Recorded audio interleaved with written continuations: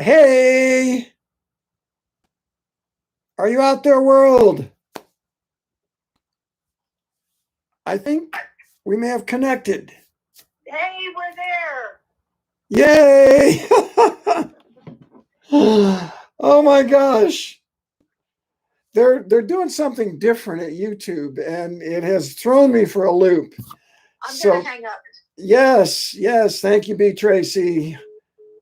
Um Gosh, I'm glad. Wow, thank you. What the heck time is it? Oh boy, 10 to 9. I did try to warn you a couple hours ago, but I failed miserably because things are not like I expected them to be, and because I'm not very good at this yet. I don't have John Osborn, my video guy, here guiding me. All right, so oh yeah, I see. Oh, I see B Tracy. B Tracy was helping me.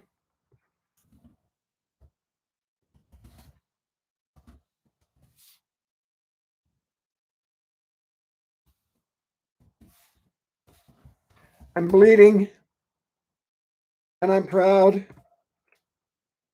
See my injury? Death.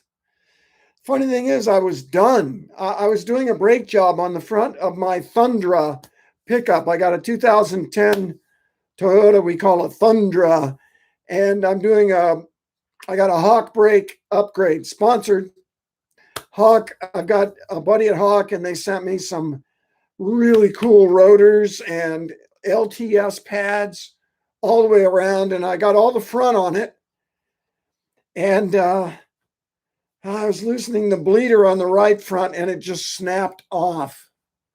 This is a Toyota, not a 64 MGB. But anyway, I'm going to have to fix that someday soon. I'm not looking forward to that. And the funny thing is, the injury happened when I bumped my hand on my toolbox drawer. I was putting everything away because I was trying to get on at 8 because I attempted to warn all you guys at about 6:30 that we were going to go live here Sunday night because it's been too long, and I apologize for that. Okay, well, we got Transporter, we got Kaylee. Hi, Kaylee. We got Gregorius. Hey, Gregorius Anomalous. Good to see you, man. I saw your post on Facebook. Thank you.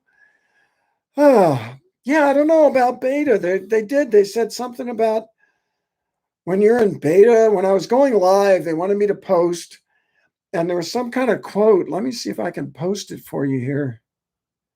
Here you go. Check this out.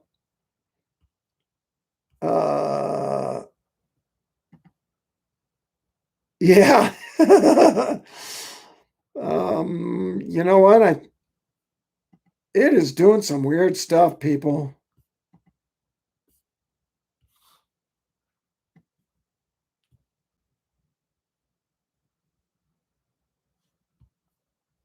Let me see. I'm still working on this.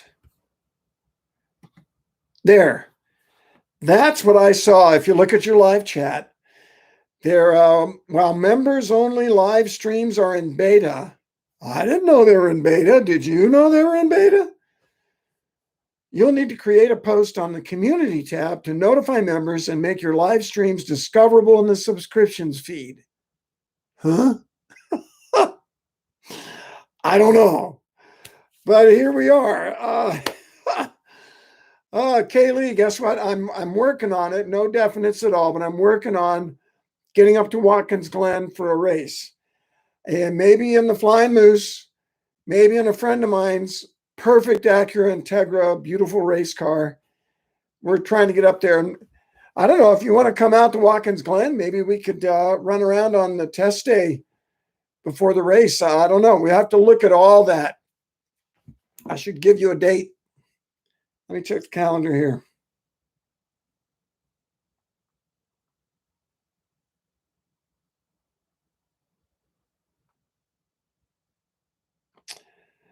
I am texting my video guy who is trying to help me.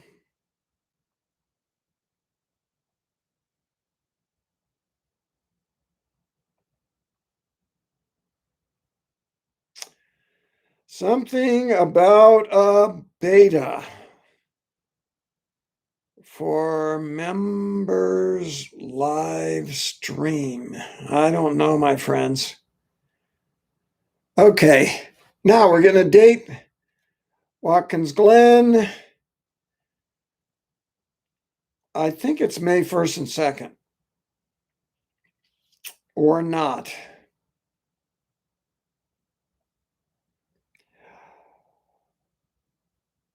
May 29, 30, 28 through 31.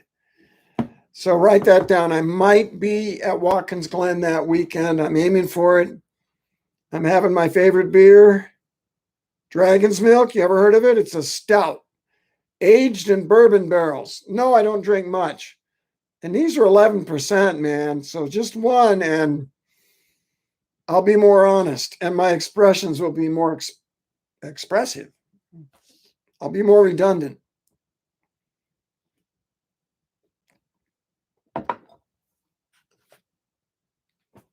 Whew. Okay. No QAnon meetings, Gregorius. I like my horns. You know, I should have antlers for the moose, not horns. The moose, right there, baby. We're coming out with a new, updated moose. We're going to make the moose more our own and less Dave Barton's. Dave, thanks for the idea. And remember, you got the idea from Ferrari. Okay. Sorry. I know, Seth Mark, but they threw me a curveball. No fair. You know, you just hit live and you're there. This time there's some sort of a beta, and there was a long delay between when I posted and when something happened. I'm talking 17 to 20 minutes. Okay, I got the brakes on my truck. No test drive yet. I had to run in the house, and that's somewhere in there is when I banged my hand and drew blood. I also drew blood here. Maybe it was just dirt.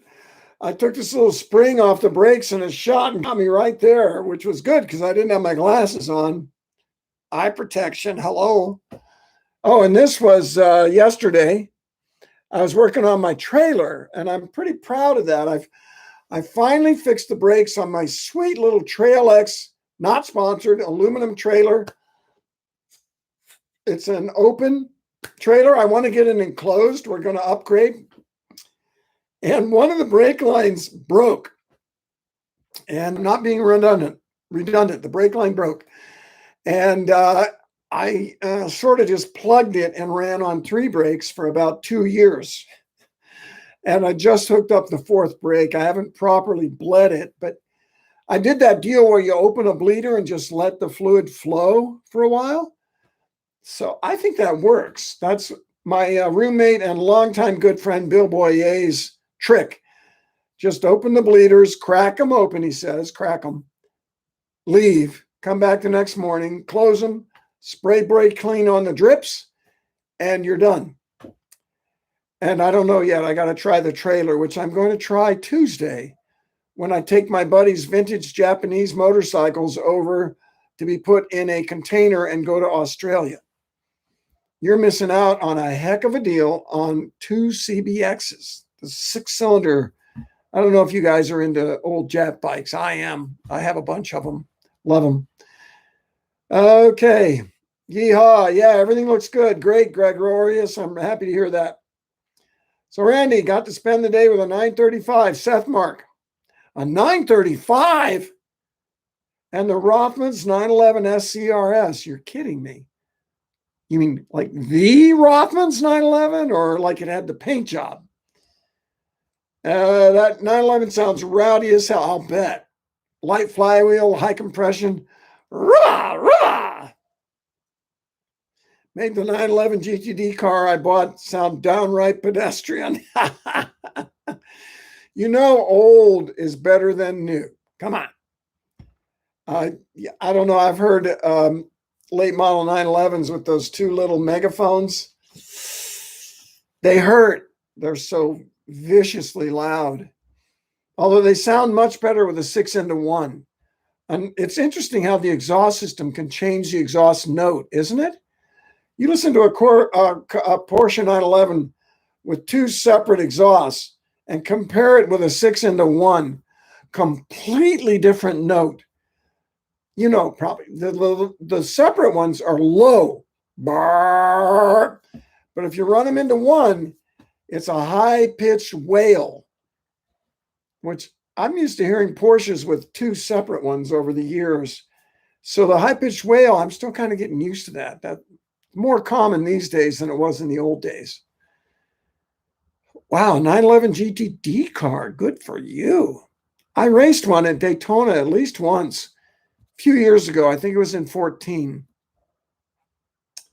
How about an update on the Firebird? It's got a seat and fresh belts. Okay, fresher. They're still track day belts. They've expired. And I'll share with you guys, I'm not into this belt expiration deal. I don't trust it. I just think, the seat belts on your street car have been there for 20 years if it's a 2000. And nobody's making you replace those. Yet we're supposed to think that belts are only good for 5 years when they're sitting in a garage out of the sun the whole time. No way. I don't buy it. And I love my sponsors. Thank you very much. But man, and 2 years, SFI is only good for 2 years. Come on, they still smell new, like the interior in your car. Yeah, the Rothmans. Oh, a new 935, Seth Mark. Man, you are hooked up, buddy. I never drove one. I've driven the GT2 RS. I hear they're very much the same car, very similar underneath. Is that right? Because if they are, the 935 is fabulous because the GT2 RS is one of my favorite cars to track ever. Stock. Be careful modifying it because you can definitely easily make it worse. It's really good stock. Track alignment with a little more negative camber all the way around, especially on the front. Don't change the rake. Do not put any rake in your late model 991 up 911s. It makes them assy at turn in. You'll spin it. I bet you. Okay, cool. Wow, are you talking about the 935 Jeff was in at Pikes Peak? So you're a friend of the Ingrams, right? Over in North Carolina?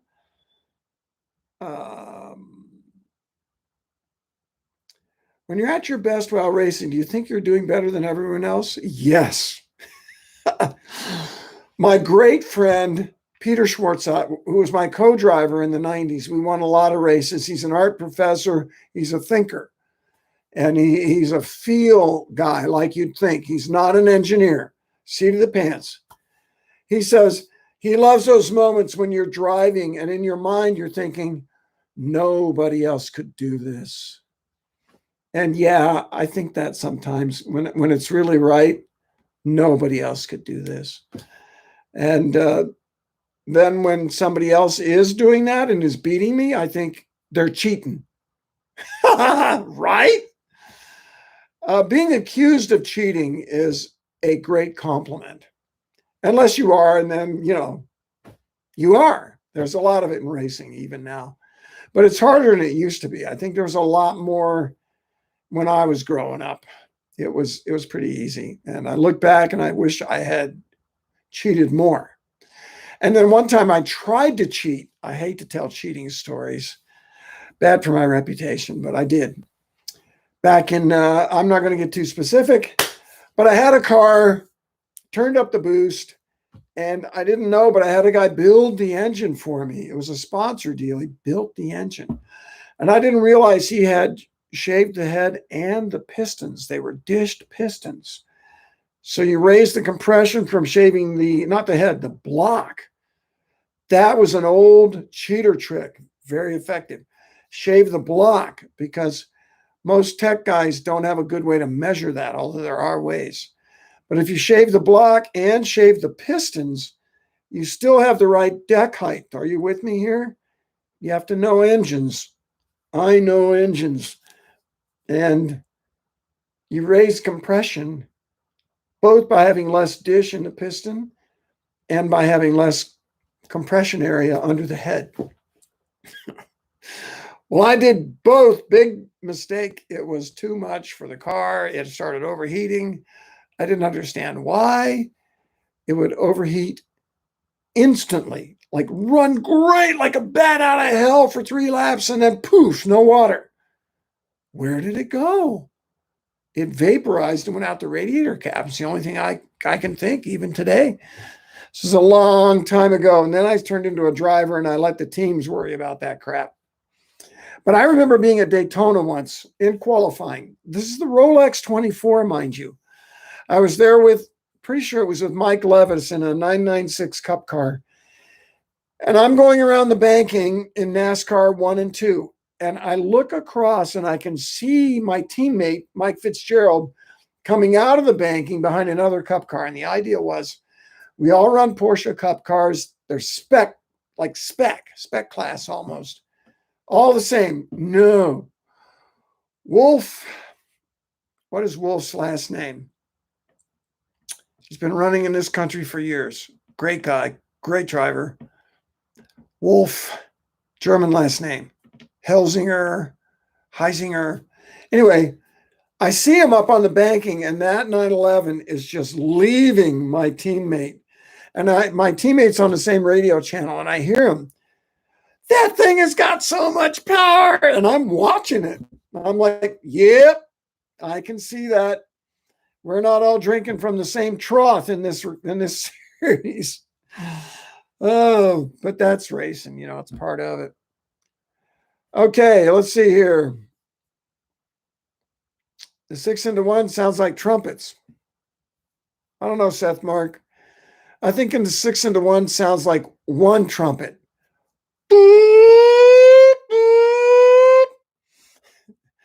If it's a trumpet, it's a what do they call that little trumpet that's got a high pitch? A tenor trumpet. It's beautiful screaming sound. I have a Honda CBX 1979. It's a 6-cylinder. Always wanted one with a 6-into-1 exhaust. For that reason, I wanted to hear it. And when I ride that bike, the sound is the best part because it sounds like a 911 with a 6-into-1 exhaust, air-cooled, 6-cylinder. Gregorius had a 554 cylinder. Sweet. I got a 500 4-cylinder in the garage. I'll make you a deal. And when you were 17, I'm glad you're alive. I put a 4-into-2 exhaust in the throat. It was deep and low. Yes. 4-into-2, separate, low. 4-into-1, single, higher. But not like a 6. A 6 is a whole nother octave up. I love Japanese motorcycles. I have 12 of them. I have so many that I can't keep them up. I'm a bad caretaker. It drives me crazy. Possessions are burdens if you get too many, and I'm going to move them because I want them all to run. They all have good batteries. They all have gas in them. And a couple of them I haven't driven in over a year. That's not good, right? That's not good. Okay, Seth Mark. Yeah, Rory and Bob's car. Yeah, the Ingrams. Shame I can't post pics. I wasn't invited. I was working. Wow, they must like you. That's amazing. And Jeff at Jeff's Wart at Pikes Peak. Did you see this section times? He got beat by a little bit, but he was the fastest guy in the top section. He got beat by David Donner. But the top section is where, wow, that's where the angels live. That's the hairy section. High-speed sweepers with blue sky on the outside, mountain on the inside. Woo! That's unusual. Usually people run more aggressively down low. The corners are slower. And the penalties are higher, the penalties for mistakes. Up top, But Jeff, in his interviews, he was very respectful of that car. In fact, I saw him at Pikes Peak. I was there, right, in the Tesla. And he said that he was very concerned about driving somebody else's valuable car. And I say if somebody else didn't want to take the risk, they wouldn't have given you the keys or the on switch. And you got to go out there and do your best. But I didn't. I respect Jeff. He's a smart man. He's done a better job at Pike Peak than I have, I got to say. Yeah, I think it was only a second or two to David Donner. David, on the other hand, is smart racer. He beat me in 2015. He won this year. How'd he do it? By being careful enough to get to the summit, to finish the run clean.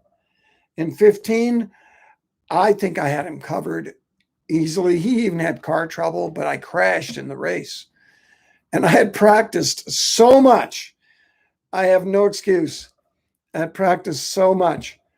Well, my excuse was I didn't sleep enough. That's one lesson I learned. At Pikes Peak, you have got to go to bed at 7 p.m.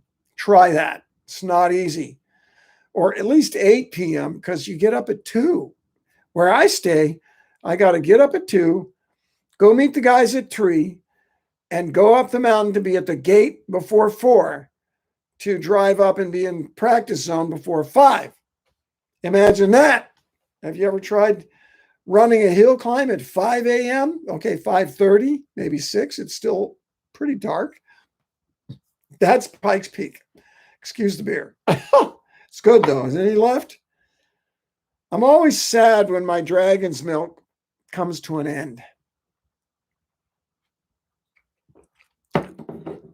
But I can't have more than one. No way. 11%. 11% ABV, alcohol by volume. Okay, Transporter, how much horsepower and torque did that vet have you were racing? Good question, Transporter.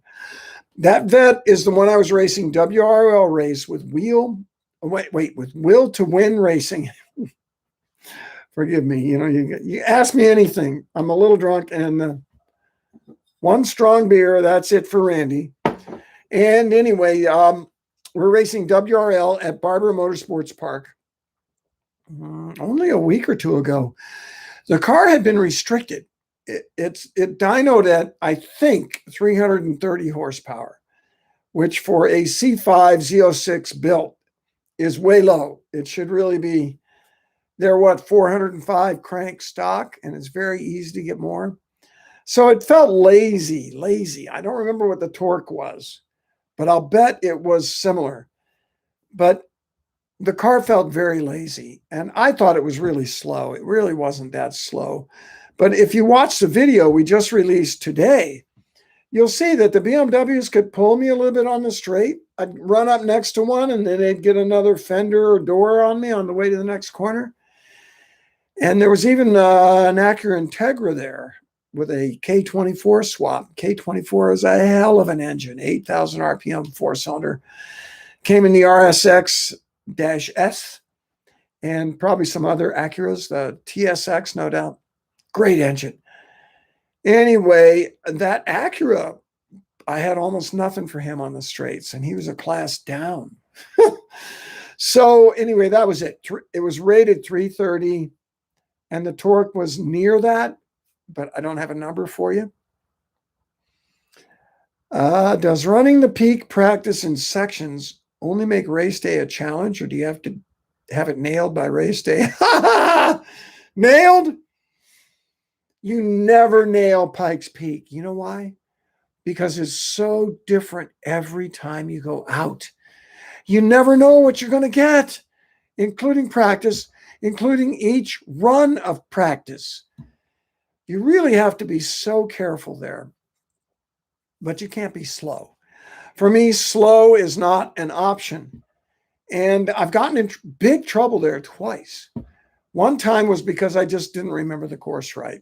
And I think if I'd had more sleep and oxygen, if you go to Pikes Peak, use oxygen. Because I met a guy who made me feel good. He said, I don't care how good a shape you're in.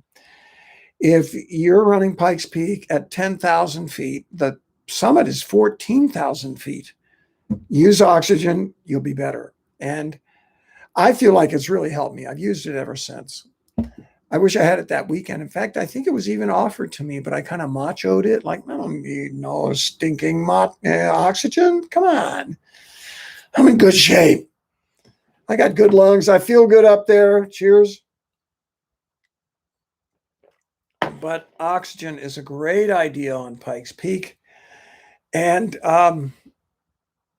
you don't ever have it nailed. You don't get enough practice. It's not like a road course where you go around and around and around, right?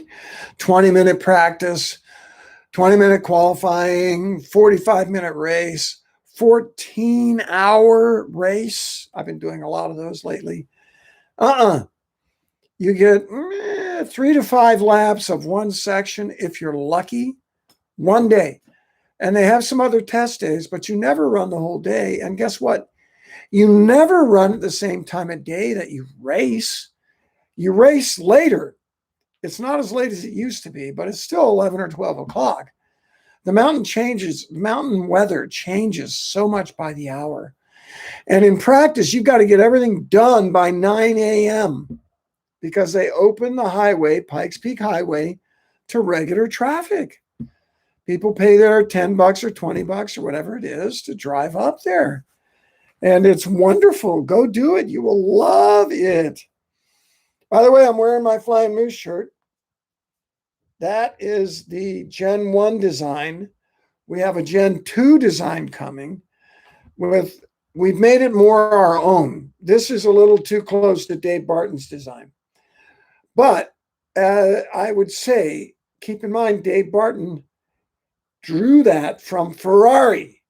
So don't give me too much trouble over putting wings on it, okay? But now we're going to take the Moose. We're going to make him a little more level, a little more Superman. Paws up, legs back, more aerodynamic. The Moose needs that because a Moose is not very aerodynamic, and neither is my Volvo 740. Okay. Wow, good for you driving Ingram's cars. Seth Mark, do you work on them? Is that what you mean by work? You help maintain them or set them up? Gregorius, I have owned 2 Kawasaki's, 100, 500. Guess what, Gregorius? I have a 500 in the garage, a 500 triple, the first Widowmaker before the 750 came out. It's a 70, so that's the second year, original paint, 3,500 miles showing, and I think that's correct. I got it through my dentist friend, Jack Goldie, and I love the bike, but it's not as explosive as it ought to be. And I think it's one of 2 things. One, I think I need to decarbon the exhaust, right?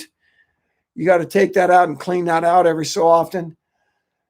2, the spark plugs are cracked and just awful. They're the originals. They're really nasty. So I think there's a lot of sparks jumping around because as the revs build, it just doesn't pull like it ought to. I almost bought a Kawasaki 500 when I was a kid. I think I was 17 or 18. And it was orange, and it was pretty darn new. Might even have been 19, but I think I was still in high school. And I remember riding it, and yes, it came on so strong, and the engine is mounted kind of high and farther back in the frame. It would wheelie so easily, and the handlebars got as big as baseball bats because they vibrated so much, right, Gregorius? Man, those things vibrated. And so I decided not to buy it, even though it was a cool bike, and it was really looked good, powerful, explosive. You know what I bought? A Honda 750. Now, how did I afford a Honda 750 when I was 17? I bought a 1970 model. This was in 1974. So it was only 4 years old. Think about that. That's a 2017. So it was fairly new, but it had 69,000 miles on it. 4-year-old motorcycle. Have you ever seen that? Maybe some BMW that rode around the world. But this guy lived in the Melbourne, Florida area, and he was commuting to the Cape. So it was a good 50 plus miles each way every day. And he was a rider. I had 4-into-1 exhaust, dual disc brakes, jetted wrong, way too lean. In fact, I think he put the 4-into-1 on it and didn't rejet it because it was way too lean. So I'm 17. I got it rejetted by some guru in town. Now, guess what? It's way too rich. I mean, it's perfect at full throttle, but the plugs load up when you're cruising around, which you're doing 99% of the time. Anyway, yeah, I own a 500. It's in the garage. It's beautiful. Well, okay, the original paint is a little funky, but it's original. Some of the stripes are a little cracked. Still, it looks good. It's got a drum brake. I love that. A drum brake. Okay, what am I missing? I hope I'm not missing anything here. Let's see here. Oh, the Firebird got worked on yesterday. There's a young man helping me, Keegan Hall. Keegan is 20 years old, so sharp. He was traveling with a GT1 team when he was 15, 5 years ago. He's quiet, doesn't give me a hard time. He just does it, and he does it right. He's got a lot of knowledge. 20-year-old. He's got one big problem. He wants to race. Ha ha ha. I can use that. I used it to hang this carrot and say, come on, Keegan. If you work on the Firebird, you can drive it. Right? And he's been great, but he is young. He came in the rev counter, was at 7,800. I went, Keegan, what are you doing? I was shifting at 65. That's an old engine. It's been in a trailer for 12 years. Don't rev that to 7,800 RPM, you maniac. He's not real perfect at heel and toe downshifting. I think that might have been when the 7,800 happened. Yeah, it's got a limiter, but you know an engine has momentum. And if you're revving it, free revving it on a blip for a downshift, it can go right past that limiter because it has momentum.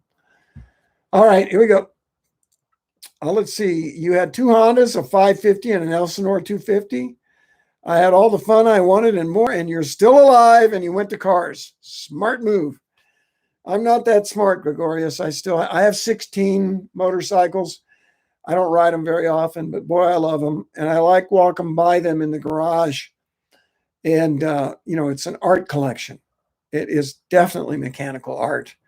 From a 500 Ascot to a Yankee Z500. Do you even know what that is? To about a 2000, I don't even know what year it is, 17 or 18 KTM 690 Duke that I love. Let's see, Fred. Oh, Fred Ernest. Hi, Fred. Bought a ZX12R Kawasaki. Ooh, wait, is that the supercharged one? Or is that the retro one that looks like a Z1 from 1973? Oh, you bought it at 21. ZX12R, that's a lot of bike for a 21-year-old. And guess what? Young men are the only ones crazy enough to ride those things. And if you survive, you've earned it. It's kind of like the Roman army. You may or may not know the Roman army used to put the young soldiers up front. So they'd be the first ones into the fray. And if they survived, then they knew they were good enough to move back to the next level, right? Well, that was practical, but the Romans were brutal. You ever heard about decimal? You know where decimal comes from?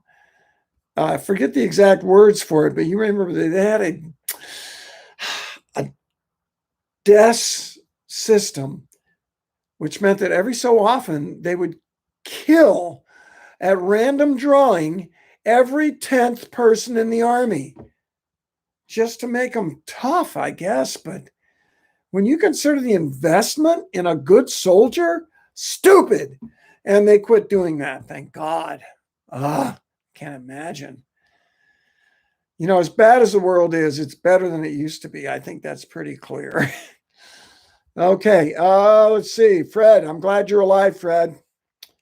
Upgrade from a Honda Nighthawk 750, which at the time that's a nice bike. I rode a Honda Nighthawk 750. You're talking about like 93, 92, 93. I rode one out in California in the mid 90s. It was not very old at the time. Peter Schwartzop, my great buddy and racing teammate for many years and many wins in the 90s. We rode two Honda 750s from Norris Rancourt's dealership out in Sacramento. We flew out there. He said we raced with Norris Rancourt. He was a good racer. He won a lot of races in the 80s in Hondas, CRXs, the early days. He did a great job, and his team was super and supported by Honda. Well, anyway, Peter and I flew out there to ride these bikes, and Peter had a Kawasaki 350 Cafe Racer in his garage. Silly me, I assumed that he rode. So we're going out there on the airplane together. It's exciting. We're going to ride for a week. And he turns to me, he goes, Randy, maybe I should tell you, I haven't exactly really ridden a motorcycle before. What? What? You haven't ridden a motorcycle? And you're going to get on a 750 Honda and ride it for a week in the mountains? What? Oh, well, you know what? We were committed by that point. So off we went. He had this stupid floppy jacket, like, I don't know, like a military jacket that you'd get for, I don't know what it was. And, but Peter did well. And until there was one corner from Sacramento, where do you ride a motorcycle? You go dead west, straight at the Sierra Nevada.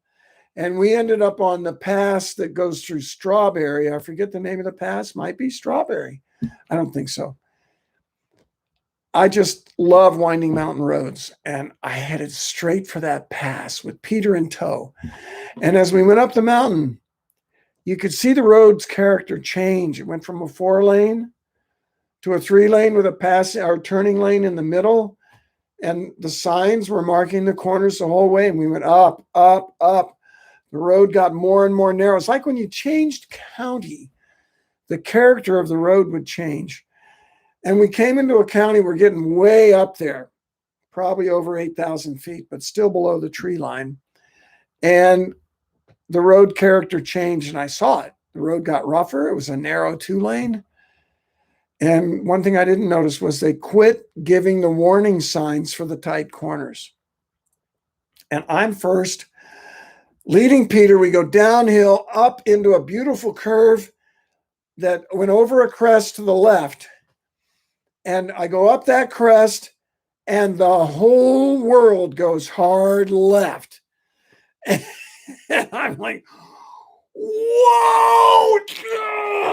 On the brakes, I'm in the turn, but I'm a reasonably good street rider. I've been riding for years.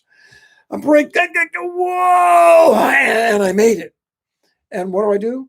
I immediately look in the mirror because I know Peter's going to be in the same situation. And I look in the mirror and I see him come over the hill with both of his feet on the ground and the front brake locked. I went, oh, this is not good.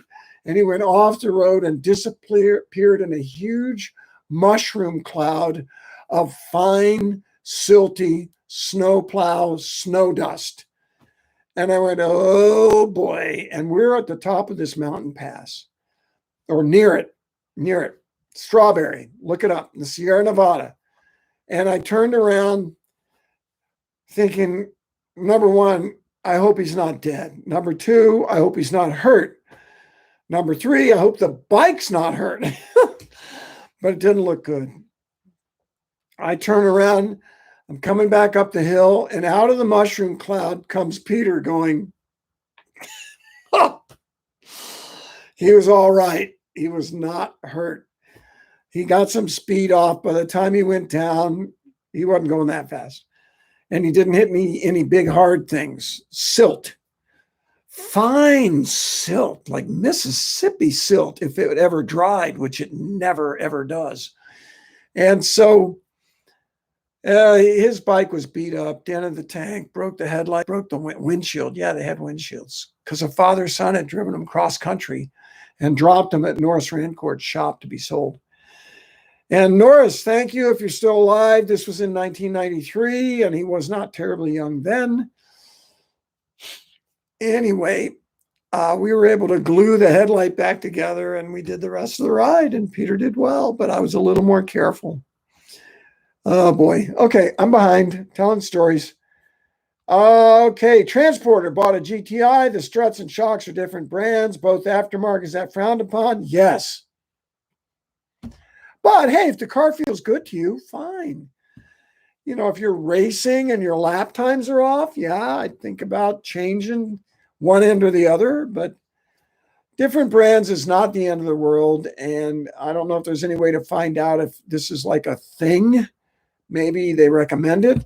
It's not the end of the world, especially for a street car. And the GTI has a benign chassis. And I don't know what year, but all of them from about 86 on have been very mild, friendly cars. And I don't think having two different brands of shocks is going to hurt your handling. Don't worry about it. Don't tell anybody, though. No, car guys, don't tell them. What's up, Randy? Kaylee, hey, woo, Fiata. I'm coming, coming to Watkins Glen, May 28 to 30. I'm working on getting there in my friend's car, or maybe even a Flying Moose, and maybe we can do a track day. Maybe they'll have, it's a champ car race, and sometimes they have a DE the day before. I don't know, but keep it in mind. It would be cool if we could hook up. NJMP Thunderbolt event is tomorrow, Monday? Dang. Why didn't you tell me? I get an airplane. No, I can't. But it'll be fun. Thunderbolt. Oh, man. Kaylee, I can't remember. I can never remember which is Thunderbolt and which is Lightning. I think Thunderbolt is where they run the like pro races. It's a little longer. It has that jump that you can either go around or you do the jump on the track. And I think Lightning is the other one that's a little simpler, that has the enormous 3-lane wide banked corner. Am I right? I love Thunderbolt. I love NJMP. It's fun. Have a ball. Don't crash. Look ahead. No specific advice. Be careful coming on the front straight if you're at Thunderbolt. That's a fast corner. Wouldn't want to get that wrong. I had an amazing 3-wide finish there when I was running for Compass 360 Racing and Honda Civics in 2009. I was third. The guys ahead of me, my teammates, were battling for position side by side. Bad idea. They didn't get a good exit from those S's that lead onto the front straight. I think that's Thunderbolt. And I did. And I came up on them and I got next to them, and we're 3 wide across the finish line. We won, Christian Miller and I. Boom. That was a great day. Oh my gosh. I don't know if we have in-car video, because the in-car video would be amazing. But that was in 2009. I mean, come on, you guys were in high school. Okay, Kaylee, you're late. No, you're not late. You were early. You were here when I was trying to figure out how to get this darn thing going. YouTube has some kind of a beta that threw me these curveballs and these long delays. I would go live, but nothing would happen for 17 minutes. So don't you worry. Okay, Fred, ZX12R was made in response to the Hayabusa. Yes, I know the bike. Big muscle bike. It followed by a 14. I don't think they had a 13, right? It's a relic of the Speed Wars. Yeah. Oh, sport touring bike for sure. Oh, yeah, I know the ZX12. I don't think I've ridden one, but I'm with you. Same as Hayabusa, sportier than the FJ1200 Yamaha, which is even more sport touring bike. It's funny, the Japanese companies are always, their products are kind of similar somehow. I think they all know each other. You know they do. It's not that big a country. They all know each other, cars and bikes. Gregorius, just call me Greg. Okay, Greg. I like Gregorius, but okay, Greg. What part of Florida did you grow up in? Space Coast, Melbourne, Florida. 30 years. Graduated from high school there. Got married there. Got divorced in Atlanta. If you ever need a divorce, move to Georgia. It's way easier. Don't ask me how I know. You lived. Oh, I know Leesburg. Leesburg is where the only winding roads in the entire southern part of Florida are. I used to go to Leesburg on purpose. The other side of Leesburg. What are some of those little towns out there? I can't remember now. There were these things that we don't have on the coast, things I didn't grow up with that I didn't see much of. They're called hills. In the Space Coast, in Melbourne, Florida, the only hill is the bridge over the Indian River. There are no other hills. Forget it. It's flat. Atlanta, unbelievable. 45 minutes from here. I live near Road Atlanta, northeast of Atlanta. 45 minutes from here, winding mountain road. One of my greatest joys in life, especially on a motorcycle. Okay. I remember you mentioned Florida and VinWiki. Yeah, thanks for watching the VinWiki. I've done a bunch of those. I'm going to start doing more of those stories on my own channel, right? Like, why should I do it on VinWiki? Okay, one reason, they get 600,000 views. That's good. Okay. B. Triaki, Strawberry Pass, east on Highway 50 from Sacramento towards Lake Tahoe. That was Highway 50? Wow, I can't believe it because it's like a driveway when you go over the top. Yeah, it's an old immigrant's route, but it's high. There's even some snow on the ground anyway, not on the road, in the middle of summer. They close it in the winter. Thank you, B. Tracy. The bigger one, yeah, that's Thunderbolt. I'm with you. I'm with you. I had a really good race on Lightning, which is a smaller one. I've run up there with AER, American Endurance Racing, several times. And I had this amazing race. I was at the first race American Endurance Racing ever did. They actually, I think they covered my travel. I don't think they paid me, but I want to race so bad that I went. Plus, I like the guys. And they lined me up with two cars to drive. So I drove one car, got out of that, and I got in another one. They were both old BMW E's, E36. And guess what? I'm reeling in the leader of the race, which is the other car I drove. So on the last lap of the race, I passed myself for the win. This is true. I'm not making this up. This is true. I passed myself for the win in the first AER race ever at Lightning at New Jersey Motorsports Park. And the driver of the other car was a woman named Sam. I don't remember Sam's last name. She's a journalist, kind of a YouTuber. And I had a mad crush on her. Who wouldn't? She was cute. She was smart. Good little driver. And I passed her, on the last straightaway for the win. But I had been in both cars. And so on the cool-off lap, you may have seen the video. There's a video, AER video, out on YouTube somewhere where I'm kicking it sideways and drifting some of the corners, just having fun and kind of showing off a little bit, Anyway, let's see here. Oh, thanks, Kaylee. Yeah. I'm with you, man. What are you going to race? What are you going to track? Your Fiata? Sporting the Daytona Rolex. Oh, you noticed. It doesn't work. I never got it maintained. But I put that on just in case somebody would notice. Thank you very much, Seth Mark. That's very cool of you. I earned that. When we won, this is the one from 2006. No, it's not. 2001, when we won in the rain at Daytona, Rolex 24, IMSA GT, in a Porsche. I had a factory contract that year, but it was a private team, Peterson. Mike Peterson Motorsports, they called it Peterson White Lightning because Dale White had teamed up. Great team. The crew chief, or chief mechanic maybe at the time, I think he was crew chief. He was very young then. because he's still young. He's got a very nice shop in Las Vegas. If you have any cars you need worked on, exotic, Porsche especially, go to see Kent in Las Vegas. I can't remember the name of his shop. Kent Moore, Moore. And he had every bolt tight on that car. We never had a mechanical issue. But we were running Dunlop tires, which were not the hot tip for the rain. They had a good rear. The fronts were too hard. And when it got wet, they would lose grip. This is a rain tire that when it got wet, it would lose grip.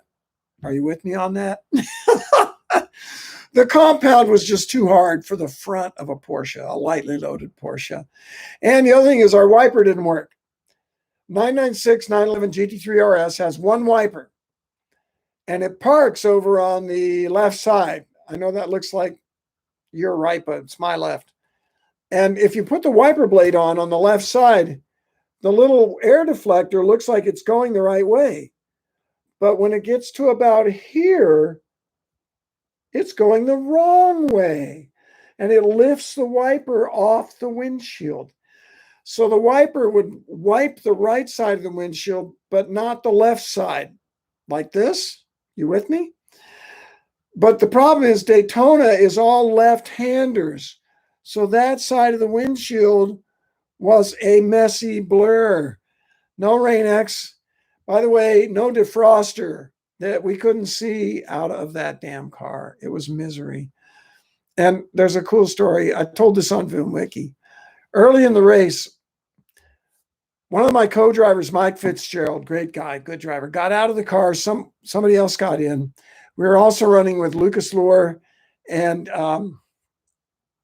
Christian Menzel, two Germans, good drivers. We had a good driving crew. And Fitzgerald gets out of the car. The other guy's in, takes off down pit lane. Fitzgerald turns around to me. He says, I feel sorry for that guy. And the reason was, you couldn't see. It was misery. We're going 160 miles an hour in those days, maybe a couple more, 163, 165, and couldn't see. And we're just the whole time just praying. I hope to God there's nobody stopped or slow. Because if there is, we're going to pound them. And there wasn't. So we made it.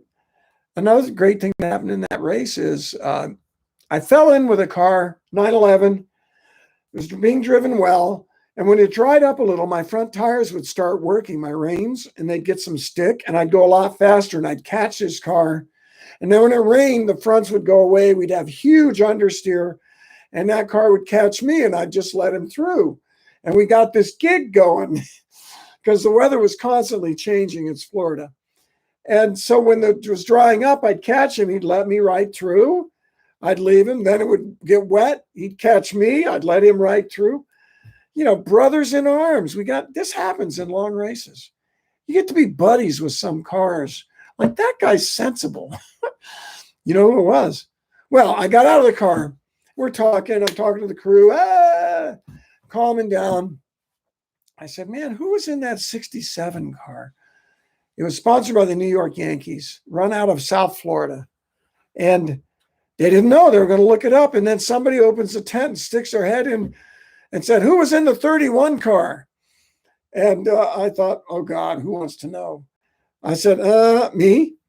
He says, great running with you. I was in the 67. We were like brothers.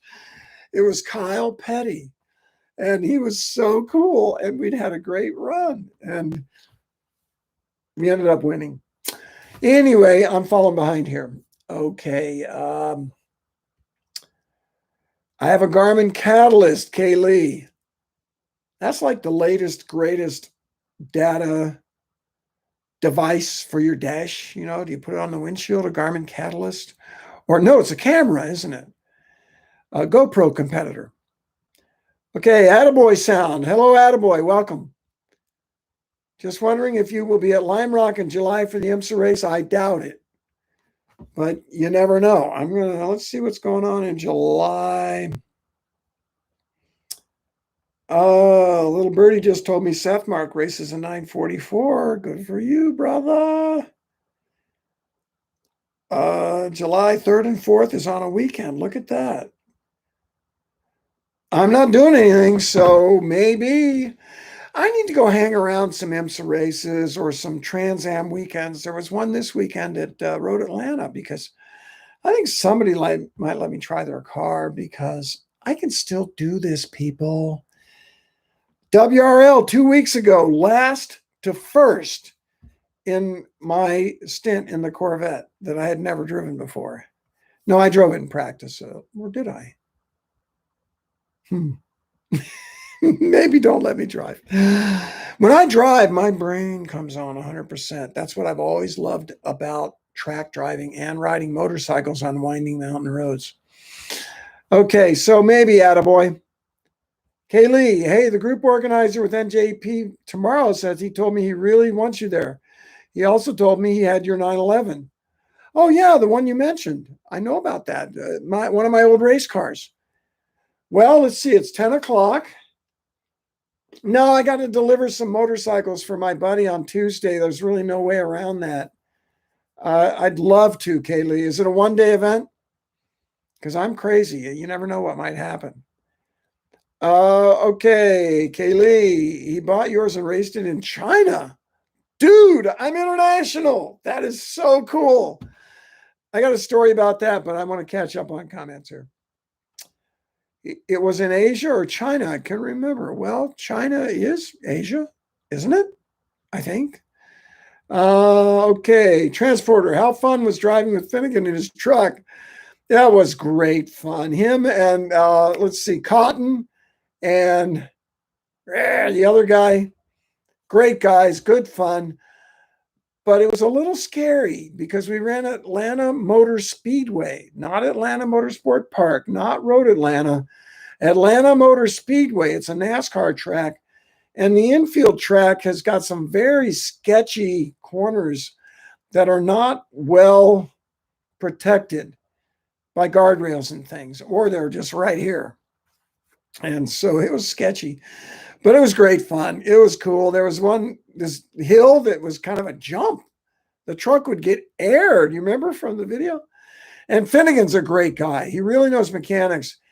He doesn't know a whole lot about suspension, and that's where I came in. I was helping guide him on that. When they first lowered it, the truck had no travel in the rear suspension. Bang, bang, bang. I could jump up and down on the bed and just knock it right into the axle. They fixed that the second time. The truck was a lot better, but it still had a long way to go.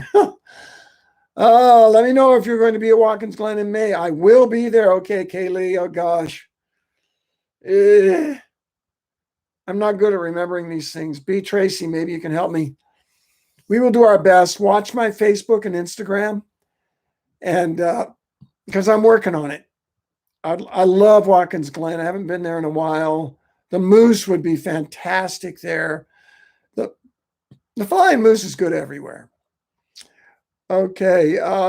Premier Motorsports in Vegas. Yeah, that's right, B. Tracy. Thank you. Kent Moore, if you're in Vegas, I don't know if we got anybody in Vegas. This guy is so good that he repairs Carrera GT engines. Anybody want a Carrera GT? Beautiful car. Amazing race-bred engine. More on that later. Manual H-pattern shifter with a beautiful burled wood shift knob. Diabolical chassis that was not ready for prime time. They don't handle well. If you drive one, be careful. Real super quick steering. They understeer until they snap oversteer. Not a good setup, but a gorgeous car. And the race engine is not happy in traffic. It has cam chain troubles. So you can drive it fast for 24 hours, but don't drive it slow for very long or you're going to have trouble. Carrera GT from the mid-2000s. You know the car. They were 400,000 when they came out, and we all thought it was crazy. Now they're worth over $1 million. And I drove one a lot. Belonged to Jim. What's Jim's last name? 15 years ago now. Come on, don't hold this against me. But what a nice guy. very generous with his car. And he had to sell it, and he sold it cheap. And somebody's making a lot of money on that car. Okay, Kaylee, you'd fly you. Not, it's not down there. When you fly to New York, that's up there from Atlanta. Just making that clear, Kaylee. But anyway, yeah, do it. Send me a ticket. I'll come. I'm ready, man. I love this stuff. I don't mind travel. I love it. And we can make video and we can do all kind of good stuff. I want to make videos for this channel. There's a new one out today. I hope you all saw it. And it was released to members first. And I apologize for not hooking up with you guys more. I will. And we are working on some special prizes. Aren't we, B. Tracy? B. Tracy there, one of the members, is a friend of mine who helps me with some of my Randy Pobst business. And so we're going to send you special presents here soon. She even has some of your, I know some of you have already given us your information, some kind of mailing address so that we can send you a present. Thank you. Keep it up. Oh, gosh. One day event. I don't think I can make it by tomorrow, Kaylee. I could be there if I drive all night. But I have to deliver those motorcycles or I would. Speaking of Lime Rock, Brennan Huron. Hi, Brennan. Thanks for being a member and welcome. Sorry I didn't warn you better. I'm still not good at this. And YouTube threw us a curveball with some sort of weird beta thing going on. I did attempt to warn everybody 2 hours before, and I failed, but that was really my fault. I didn't do the post the way I should have, but it didn't look like I expected it to look. It didn't look like the YouTube video that my great friend and video guy, John Osborn, told me to watch. None of that happened. It was different. There is some sort of new process, beta.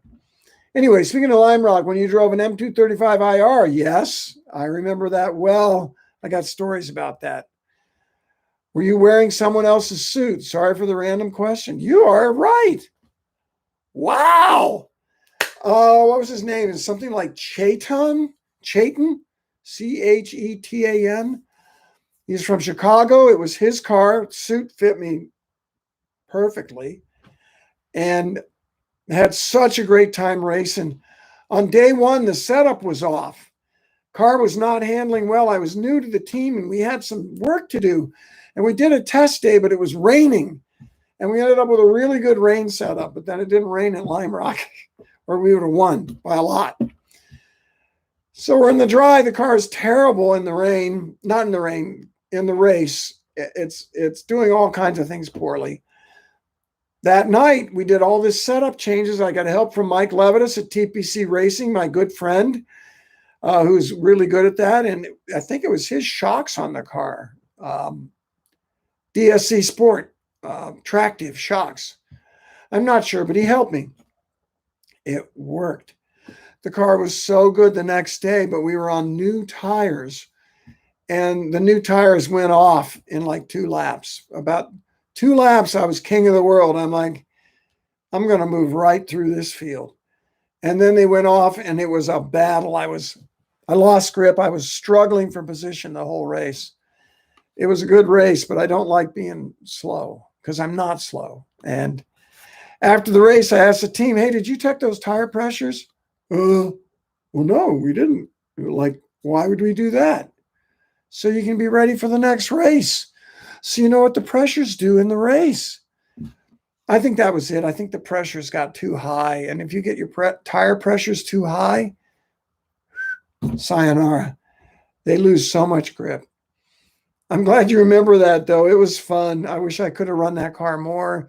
It was going to be for the season, but the owner changed his mind. I guess he didn't like me borrowing his suit. Am I running Moose at Champ VIR in April? I don't think so.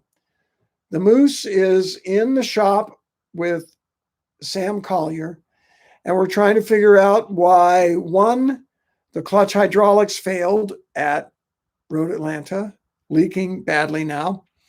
And two, the engine ran badly. It got real lean, lost power. And so Sam is looking at it, trying to fix those things. And we don't know yet why it happened. So we're not planning on VIR yet anyway, but we are very friendly with Champ Car. You never know. I do expect to be at Pittsburgh Lemons race. I've had 2 offers in Lemons. Yeah. One is a VW Rabbit, a new one. It's one of those $500 my ass kind of Lemons cars. And the other one is a Volvo 850. Volvo. Woo, right here. Check it out. Volvo. So I'll drive a Volvo anytime. The Volvo is more interesting because it's run by a guy named Ben Kaplan. And he is a youngish engineer, and he's crazy. And you know how I know he's crazy? He makes parts for old Volvos, like racing parts, suspension parts. I have gotten some amazing stuff, bought some amazing stuff from Ben. And he's even talking about helping me figure out how to put the power down better, because the car has wheel spin problem on right-handers, even though it has a limited slip. And I actually think it's because the limited slip's not tight enough, but we've been to a lot of trouble tightening that up, and it hadn't helped yet. All right. Greg, have helmet, we'll travel. That's me, baby. Is that you too? Hey, if you're down here, we'll go for a motorcycle ride. My bikes need exercise. Brennan, initials were CP. Yes. Chayton Prana or something. Oh. He was great. He let me drive his car. What can I say? It was great. I didn't hurt it. It used to get wrecked every race. That was one of my objects, was to show him that you could run an entire pro race weekend and not dent the car. But we only finished about 10th, which it was disappointing. There's no way I could run with those top cars. I wasn't far off, but I blame it on setup when I got the car, to tire pressure. Okay, Randy. Gregorius. Greg, why are you a big fan of station wagons? You know what? I've always liked them. I grew up in station wagons. That might be part of it. My dad, this was in the 60s. He had Rambler wagons, and then we got a Plymouth Fury 3 wagon. Then we got a Dodge Polara wagon, which was one of the first cars I ever drove, 318 automatic. He let me drive it on a trip to Ohio and Pennsylvania. And we put my motorcycle on a bumper carrier, because cars had bumpers back then. And unfortunately, the foot pegs scratched the paint and even dented the tailgate. My brother and I had to sit in the way back. You know what the way back is? The third seat that faces death. You're looking out the back of the car. And my brother and I had to sit there because my big sister was the queen, and she got the second seat all to herself because she was and is a badass.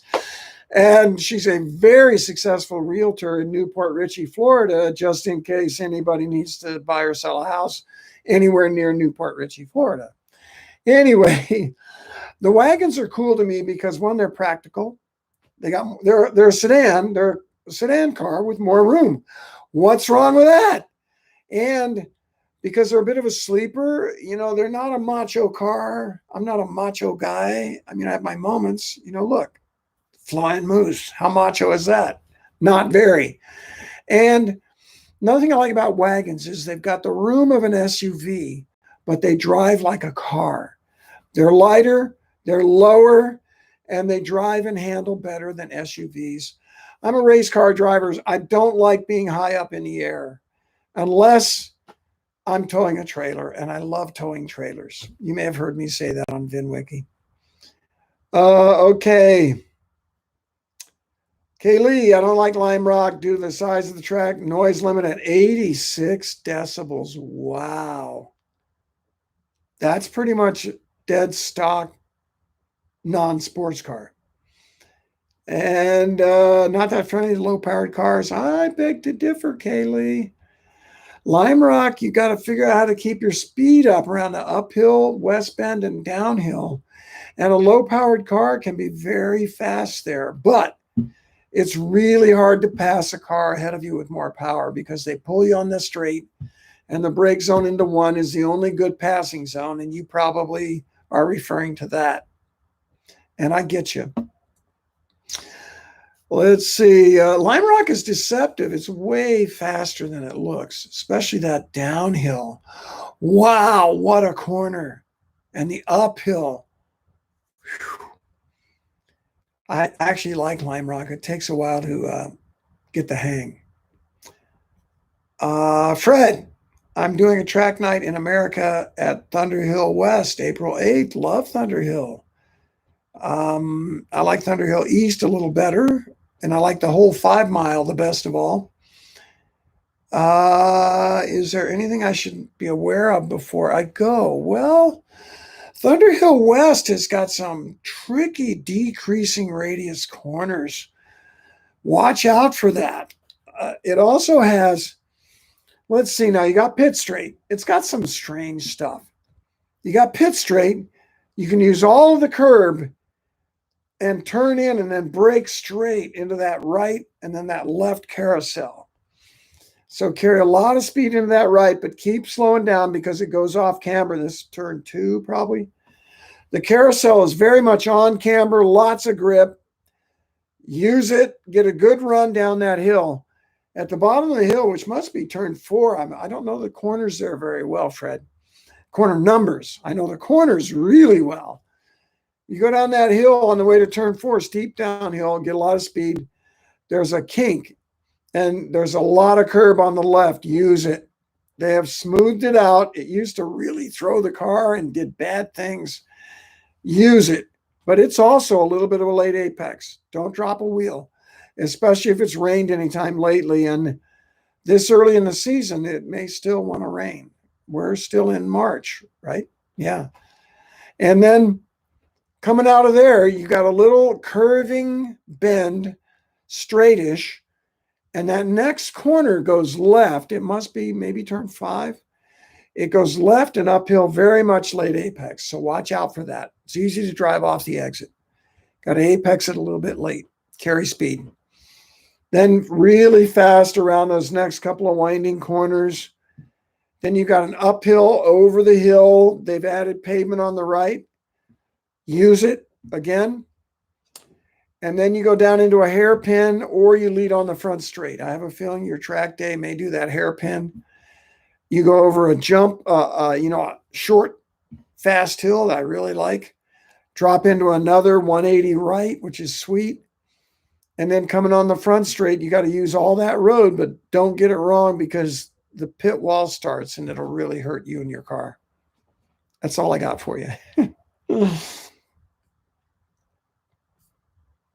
Fred, do you know if you're doing the extra tight part or are you going to come out of that last corner and just go down the long front straight? Brennan, the noise limit sucks, but it really helps me when I forget my earplugs. Ha ha. Brennan, do you work corners there or you race there? And they built a church across the street many years ago. So, and you see all those high dollar homes around there. They don't like hearing the race cars. It's not necessarily their gig. So, it's probably tough to get your car down to that noise level. Try standing under the West Bend Bridge without a pair for more than 5 minutes without going deaf for days. Going deaf for days is not good. That bridge is low too, isn't it, Brennan? I always duck. I feel like I'm going to hit my head going under there. I'm not. It's plenty high for a race car, but it feels low. Disturbance. Hey, Disturbance. Welcome. Thanks for being a member. Was just at Lime Rock 2 Saturdays ago. Great. Good for you. Was there snow? Sorry. Great time. Really enjoyed it. Played it safe. First time there. 103s. Okay. 1 minute's a big barrier at Lime Rock. What were you driving, Disturbance? B. Tracy, will you be driving the same Tesla at Pikes Peak this year? Maybe. The team unplugged performance. I ran the Pikes Peak Hill Climb, in a Tesla Model 3. I crashed it. They did a huge repair on it, and we raced it on race day. And we're bringing the same car back. It's going to have some surprising modifications, just let me say that. Or we may run something different. We're not sure yet. We'll see. Watch this space. I'm so excited to go back to Pikes Peak. Pikes Peak is an amazing challenge. I've got a really great place to stay when I'm out there with friends. And at Pikes Peak, you practice all week, but only 1/3 of the track at a time. And some sections you never practice because they're in between the thirds, right? Like between, on the way to Glen Cove, there's a fast set of S's. You never get to practice, though, in those in regular practice because the next section starts at Glen Cove. And they do have test days beforehand, but we're not going to be doing those. We're going to just do regular practice. And then race day, you get one run, one shot, one race up the mountain. And so it's got to be right. And you've got to make the summit. Something I've learned from David Donner. I've watched him win several times by making it to the summit. Driving smart. He's fast, but he drives smart. He's got experience, family history. They've been running there since at least the 50s. Let's see, disturbance, Saab 92X. I know exactly what that is. That's a Subaru. Hey, bonus points? Do I get bonus points for a Subaru? And I think anything with Saab on it is cool. Guess what, disturbance? I had a Saab 93 two-stroke up until only about 2 years ago. I just recently sold that car. Loved it just because it's so weird. The little egg shape and the two-stroke triple, and it was so cool. Yeah, it was a nice car. I sold it in Chicago. Okay, Fred, don't know. I'll look it up. Thanks for the info. Yeah, study YouTube videos. That's a good way to learn a track before you go there. I enjoy the West Course. It's a little tricky. It doesn't flow like the East Course does. Some of those corners, watch out for those late apexes. I need to bring up a map so I can give you better advice on that. And use the patches. I actually don't like when they do patches. I'm looking this up. Track map. Thunder Hill East. There it is. Okay.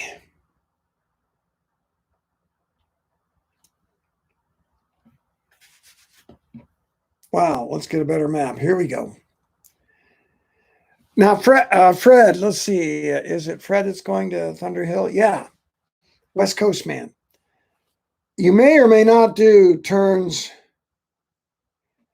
8W, 9W, and 10W. You might just take 7W and go down the long front straight. I think because you're doing only the West Course, I think you're going to do all the turns. And I enjoy it. There's a lot of corners. They deliberately wanted the West Course to be different in character from the East Course. The East Course is more sweepy. Happens to be one of my favorite tracks, actually, the East Course. And then Lucky Dog, I run a lot with Lucky Dog Endurance Racing Series. In fact, there's the hat, sponsored by Hankook Tires, which last a long time. Their speed to wear ratio is amazing. But Lucky Dog runs a 5-mile course where they combine the tracks. It's almost like a little piece of Nürburgring. I love it. So it's 4W, Fred, 4W, late apex, which means carry a lot of speed in, but keep slowing down because you go up that hill and you don't want to go flying off into the dirt. There's not much to hit over there, which is good. 3W has the big wide curve. Use it. Cut through there. Still a little bit of a late apex. 5W is kind of cool. It's pretty much flat out in almost anything with less than 500 horsepower. 6W, a little bit late apex up over the hill. That's up over the hill. You'll see a new piece of pavement once you go over the hill. You want to apex that just a little bit late.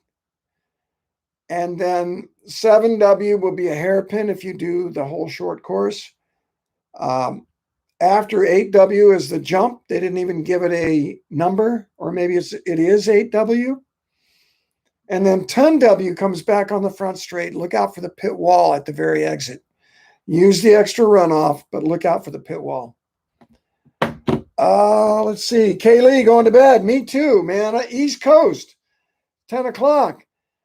Great seeing you. I look forward to seeing your video. Please do. I want to see that. Thunder Hill. Cool, man. And I've ever run Palmer Motorsports Park. I believe I did a long time ago do a track day there. Is that where you can hit a rock face coming on the front straight? I think I've run Palmer, but they have several new tracks up there in New England, and I confuse them. There's Club Motorsports. There's Palmer. I think I did an AER race at Palmer, tell you the truth. Loved it. It was kind of mountainous. Do you know the track, Disturbance? Let's look that one up. Palmer Racetrack. Bedford. Is that Bedford? Is that in Bedford? No, it's in Palmer, Massachusetts, of course. Let's see here. We get a track map. Yes, I raced there. Loved it. But it was a little hairy coming on the front straight there. If you get it wrong, you can hit a bare rock wall. But a very windy track with kind of an uphill switchback. It's cool. I like Palmer. Oh, and you can do both directions. Whoa, I'd love to try that. That's sweet. Well, all right, it's bedtime. It's after 10. Thank you, everybody, so much for being members. Appreciate your support. I will not make it so long until the next one. And we're going to send every member a special gift very soon. We just made the order this week. Should be within a month. B. Tracy, there's the challenge, within a month. If you want one of these goodies, give us a mailing address and we will send it out. Thank you so much. You're welcome, Disturbance. Good to see you. I think you're new, aren't you? I don't remember a Disturbance. And I know I don't remember a Sabaru. But I love anything with Saab on it, including Subaru WRX wagons and wagon. All right, everybody. Good night.